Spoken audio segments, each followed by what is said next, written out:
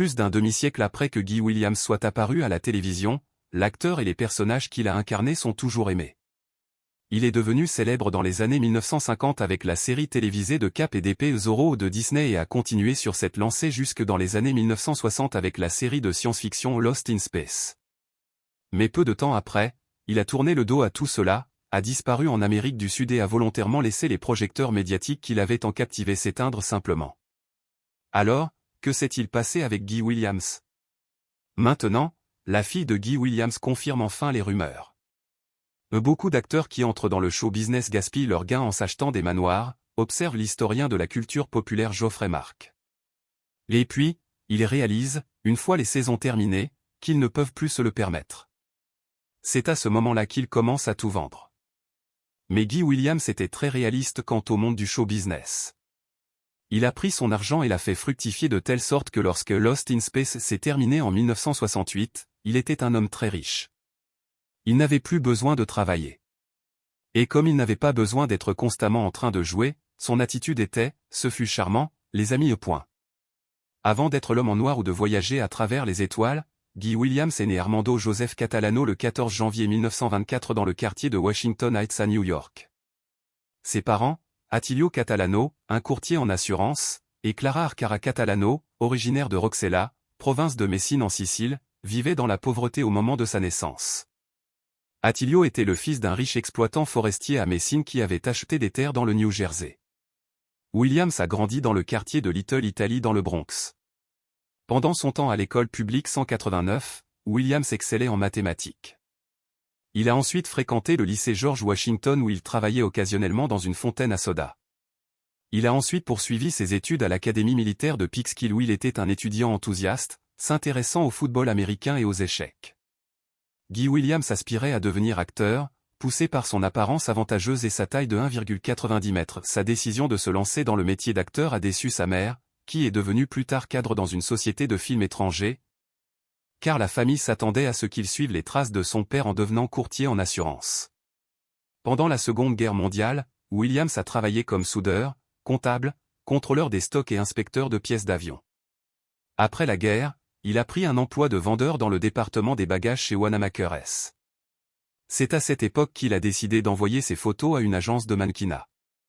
Son attrait photogénique l'a rapidement conduit au succès, obtenant des contrats qui ont fait apparaître ses photographies dans les journaux, les magazines tels que Harper's Bazaar, ainsi que sur les panneaux d'affichage et les couvertures de livres. Sur les conseils de son agent Henry Wilson, il a changé son nom pour quelque chose de moins ethnique, passant de Guido Armando à Guy Williams, plus facile à commercialiser, après qu'un réalisateur ait jugé son nom original trop étranger. Jeffrey souligne, les gens qui l'ont rencontré au début de sa carrière lui ont dit que même utiliser une version anglicisée de son nom italien était trop ethnique. C'était acceptable d'être sexy, c'était acceptable d'être sombre, c'était acceptable d'avoir un regard brûlant, mais il ne fallait pas paraître non américain. C'était l'esprit de l'époque. En 1946, Williams signa un contrat d'1 an avec Metro-Goldwyn-Mayer, MGM, et déménagea à Hollywood. Son premier rôle marquant fut celui du bombardier de l'Enola Gay dans le docudrame de la MGM The Beginning or the End, 1947, qui racontait le développement de la bombe atomique. Cependant, il n'apparut que dans quelques films par la suite et retourna rapidement à New York en 1948. Lors d'un long voyage de tournage pour faire la publicité de cigarettes en skiant, Williams rencontra Janice Cooper, un mannequin de John Robert Powers. Ils tombèrent amoureux pendant les longues séances photographiques et se marièrent le 8 décembre peu après leur retour à New York. Le couple eut 2 enfants, Guy Steven Catalano, connu sous le nom de Guy Williams Jr. et Toniette Catalano, connu sous le nom de Tony Williams, qui poursuivraient tous deux des carrières d'acteurs. En 1950, Williams participa à la création de certaines des premières publicités télévisées aux États-Unis.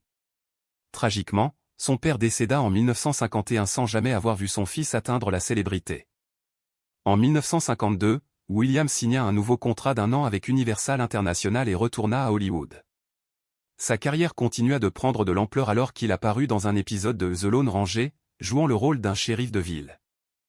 Les premières expériences de carrière de Williams, allant du mannequinat à la comédie à la télévision et au cinéma, ont posé une base solide pour ses rôles emblématiques ultérieurs, détaillait l'Orlando Evening Star dans un profil de 1965. Il a commencé au Neighborhood Playhouse de New York et est apparu dans des productions de compagnies théâtrales de la côte Est. C'est son travail à l'atelier d'acteur de CBS à New York qui l'a conduit à son premier rôle à la télévision, une petite partie dans un drame de Studio One. Cela lui a valu un test d'écran et finalement un contrat avec Universal International. Ce contrat lui a valu environ 20 petits rôles dans des films qui n'ont rien donné de significatif. À la fin de son contrat, il quitta, mais fut ensuite persuadé d'auditionner pour le rôle du héros masqué Zorro, le personnage que Walt Disney transformait en série télévisée. Guy Williams devient Zorro. Comme dans les histoires en prose et les films mettant en vedette des acteurs comme Douglas Fairbanks et Tyrone Power, le spectacle se déroulait à Los Angeles en 1820, à l'époque de la Californie espagnole, juste avant l'indépendance mexicaine. Zorro, dont la véritable identité est Don Diego de la Vega, aidait les colons hispaniques et les peuples autochtones opprimés par des dirigeants tyranniques. Williams, avec son allure séduisante, mesurant 1,90 m et étant un excellent escrimeur, était considéré comme parfait pour le rôle. Guy était en très bonne forme, avec un visage que seul Dieu peut vous donner, explique Geoffrey. Mais à cause d'un accident, il avait une grande cicatrice sur l'épaule, ce qui explique l'absence de photos de lui torse nu.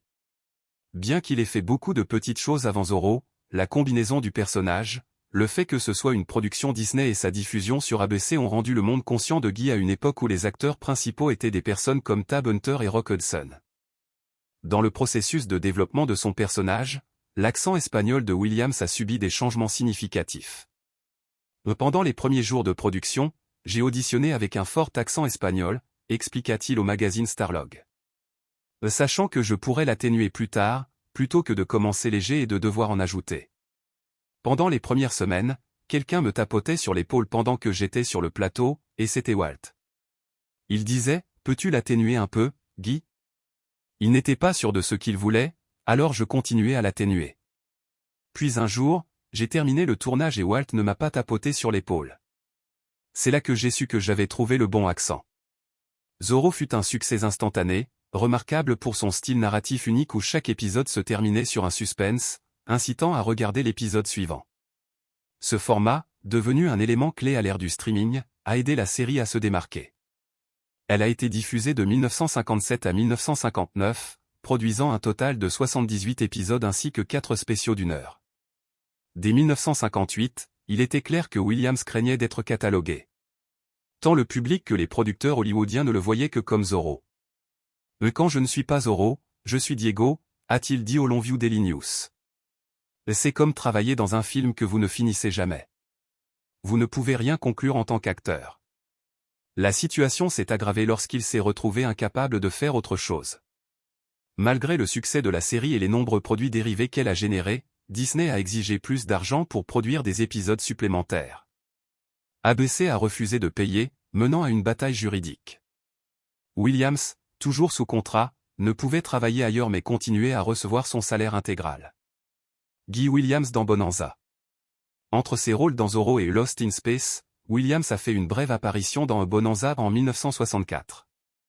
Cette opportunité est survenue lorsque Pernell Roberts, qui incarnait Adam Cartwright dans Bonanza, a décidé de quitter la série.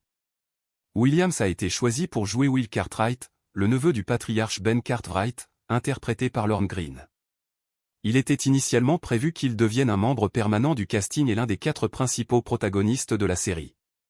Cependant, la situation a pris une tournure inattendue. Les fans de la série ont lancé une campagne de lettres exprimant passionnément leur désir de voir Roberts rester dans la série. Les producteurs, influencés par les protestations des fans, ont décidé de retenir Roberts pour une saison supplémentaire. Par conséquent, le personnage de Williams a été écrit après seulement 5 épisodes. Malgré cette brève apparition, sa performance dans Bonanza a démontré sa polyvalence en tant qu'acteur et l'a maintenu dans l'œil du public. Se perdre dans l'espace. Finalement, Zorro n'a pas eu de 3e saison, se terminant avec seulement 4 épisodes spéciaux. Cependant, cela a donné à Williams l'occasion d'explorer de nouveaux projets. En 1962, il a tourné Damon and Pythia en Italie et a joué dans un autre film de Cap et d'épée, Captain Sinbad, en Allemagne. La même année, il a également collaboré avec Disney sur le téléfilm en 3 parties The Prince and the Poppy. Se remémorant son séjour à l'étranger, Williams a déclaré au Bristol Daily Courier en 1965, « Quand The Prince and the Poppy fut terminé, j'ai pensé, pourquoi rentrer tout de suite ? Donc, ma famille et moi sommes restés là-bas et j'ai manqué toute la saison des pilotes TV. Je voulais une autre série parce que cela s'inscrit dans mon plan maître. Quel est ce plan? Les yachts en Méditerranée en font partie, et cela ne me dérange pas que Zorro soit diffusé dans le monde entier en rediffusion. Ces chèques de droits résiduels peuvent être très réconfortants. Mark Cussman, l'auteur de la série en 3 volumes Irwin Allen's Lost in Space, The Authorized Biography of a Classic Sci-Fi Show, réfléchit à la trajectoire de carrière de Williams, notant, passé de Zorro à quelques films de Cap et d'épée, il était évident qu'il était catalogué. Williams en aurait été conscient. Ce n'était pas quelqu'un qui se plaignait, mais il est raisonnable de supposer qu'il cherchait des opportunités pour diversifier ses rôles. Des opportunités de diversification sont apparues avec Lost in Space, une série inspirée du roman de 1812 où le Robinson suisse mais se déroulant dans l'espace. Williams a endossé le rôle du professeur John Robinson, dirigeant une mission spatiale aux côtés de sa femme Maureen, jouée par June Lockhart, célèbre pour Lassie, et de leurs 3 enfants, Judy, Martha Kristen, Penny, Angela Cartwright, et Will, Bill Mumy. Les accompagnait également le majordome ouest du Space Corps américain, Mark Goddard. Cependant, la mission prend une tournure inattendue avec la présence d'un passager clandestin et saboteur à bord de leur vaisseau, le Jupiter 2, le Dr Zachary Smith, joué par Jonathan Harris, initialement un méchant qui évolue en personnage comique. À ne pas oublier, le robot, interprété par Bob May, célèbre pour ses fréquents cris d'alerte, alerte. Alerte. Danger, danger. Pour Williams, Lost in Space représentait une opportunité de se libérer des contraintes de son typecasting. Son interprétation du professeur Robinson montrait sa polyvalence en tant qu'acteur, lui permettant d'explorer un genre et une dynamique de personnages différents. Le postulat initial de Lost in Space tournait autour des manipulations du Dr Smith, qui faisait dévier le vaisseau Jupiter 2 de sa mission originale, laissant l'équipage perdu dans l'espace, comme le titre l'indique. Ils entreprennent un voyage de planète en planète à la recherche d'un moyen de rentrer chez eux. Jeffrey, un commentateur de la série, note un changement significatif à mi-parcours de la première saison. Une chose étrange se produit à mi-chemin de la première saison, où chaque personnage est marginalisé et la série devient centrée sur le Dr Smith, Will Robinson et le robot. Tout le monde avait en gros 3 répliques par épisode. Ce changement de focus a eu un impact sur des acteurs comme Guy Williams, qui incarnait le professeur Robinson. Williams, connu pour ses rôles principaux dans Zorro et plusieurs films, abordait la comédie comme une profession plutôt que comme une passion dévorante. Son implication dans Lost in Space, où son personnage était relégué à l'arrière-plan, représentait un départ de ses rôles principaux précédents. Jeffrey exprime un sentiment de gâchis, notant, pour lui, être engagé comme l'homme principal d'une série où il est presque une partie du décor est un gaspillage. Cependant, les producteurs de Lost in Space ont été influencés par le courrier des fans, qui préféraient des personnages comme le Dr Smith, Will Robinson et le robot.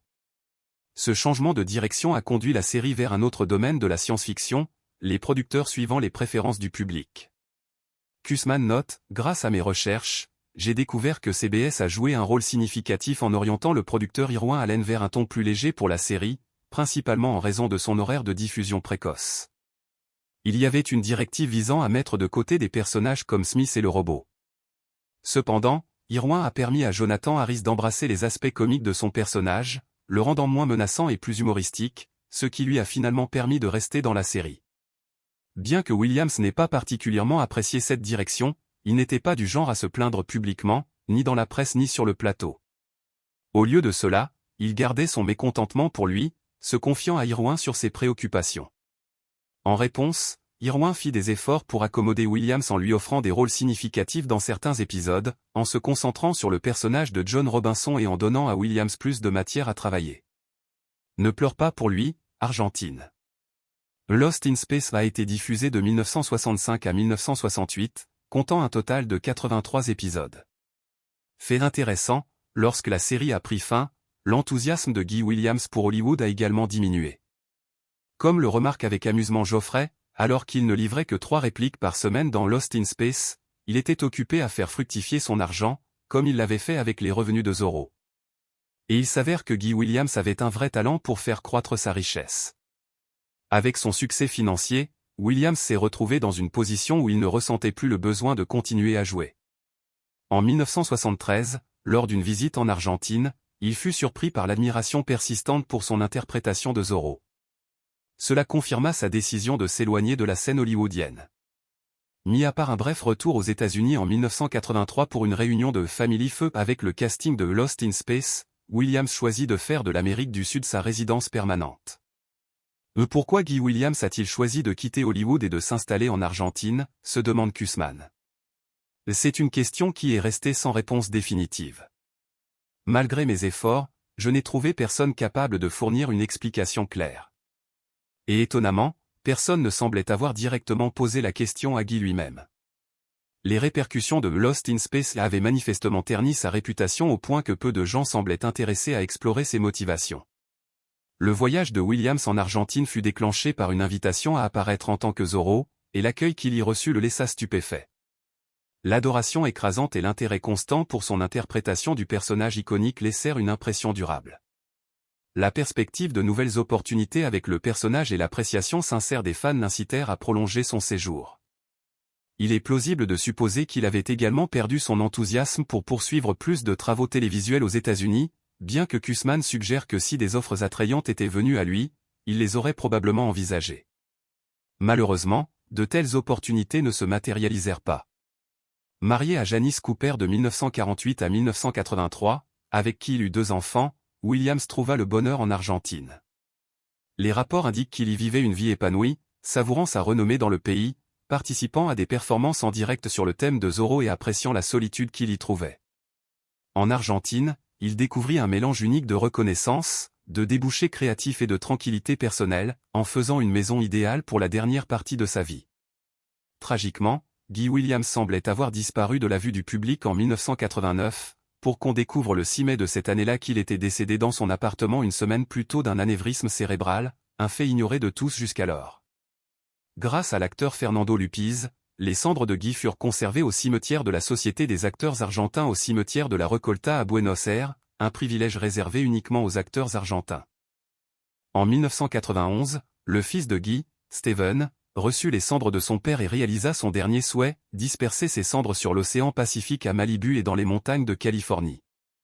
À l'âge de 65 ans, Guy Williams quitta ce monde, laissant derrière lui un héritage qui continue de perdurer. Son empreinte indélébile sur la télévision, notamment à travers ses rôles emblématiques dans Zorro et Lost in Space, garantit que sa mémoire demeure vivante. Geoffrey réfléchit à l'impact durable de Williams, remarquant « C'est assez remarquable pour quelqu'un dont la carrière a culminé à la télévision de rester si vivement mémorisé au XXIe siècle. » Guy a fait le choix délibéré de se retirer des feux de la rampe et de mener une vie plus tranquille, rendant son décès prématuré d'autant plus poignant. La décision de Williams de se retirer de l'industrie du divertissement souligne son engagement à vivre selon ses propres termes. Même si sa vie a été écourtée trop tôt, malgré son départ des feux de la rampe, ses contributions à la télévision et la popularité durable de ses rôles les plus aimés assurent qu'il reste une figure chérie dans le cœur de beaucoup, un témoignage de son talent et de l'impact durable de son travail. Alors que nous réfléchissons à son parcours, du vengeur masqué Zorro à l'explorateur intrépide de l'espace John Robinson, célébrons non seulement ses contributions au monde du divertissement, mais aussi l'homme derrière les rôles. Quels sont vos souvenirs les plus chers de Guy Williams et de ses personnages emblématiques? Partagez vos pensées dans les commentaires ci-dessous. N'oubliez pas d'aimer et de vous abonner pour plus de mises à jour sur les dernières nouvelles. Merci de regarder, je vous retrouve dans la prochaine vidéo. Au revoir.